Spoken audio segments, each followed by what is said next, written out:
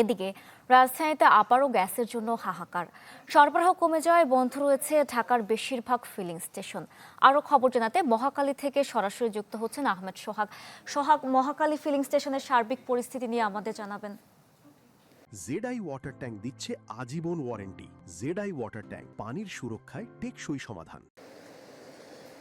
বুশরা, মহাখালীতে আসার আগে আমরা আশেপাশে আরও বেশ কয়েকটি ফিলিং স্টেশনে গিয়েছিলাম। সেখানকার স্টেশনগুলোতেও চিত্র যা দেখেছি এখানে ঠিক একই রকম। আজ সাপ্তাহিক ছুটির দিন, সাধারণত ছুটির দিনে যানবাহনের চাপ কম থাকে।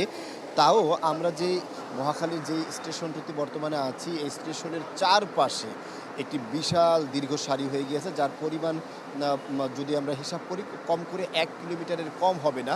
আজকের দিনে যে সারি আছে, তাহলে অন্যান্য যে সকল ব্যস্ততম দিনগুলো রয়েছে সপ্তাহের, সেই দিনগুলোতে আসলে এই চাপটা কী পরিমাণ থাকে সেটা এখান থেকে অবশ্যই আন্দাজ করা যায়।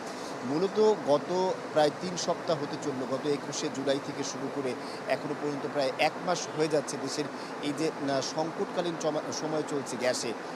দেশের প্রতিদিন গ্যাসের যে চাহিদা প্রায় 380 কোটি ঘনফুট, সে তুলনায় অন্যান্য একটি সময়ে প্রায় 270 কোটি ঘনফুট গ্যাস দিয়ে এই চাহিদা সামাল দেওয়া হতো, কিন্তু তার প্রেক্ষিতে বর্তমান সময়ে সেটা 150 কোটি ঘনফুটের বেশি আর কিছুতেই উঠছে না। সুতরাং বলা যায় চাহিদা যা আছে তার তুলনায় 1/3 গ্যাস পেয়ে থাকেন এই স্টেশন মালিকগুলো এবং দেশের বিভিন্ন যারা সরবরাহকারী রয়েছেন তারা।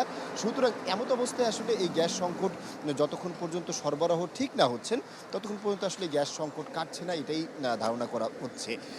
তবে যে সকল সিএনজি চালক এবং গাড়ি চালকরা রয়েছেন, যারা বিশেষ করে এই ফিলিং স্টেশনগুলো থেকে গ্যাস নিয়ে গাড়ি চালান, তারা একটা ভালোই সংকটের মধ্যে এসেছেন। আমাদের সাথে তারা যে অভিযোগ করেছে। বুশরা। সোহাগ, আপনাকে ধন্যবাদ।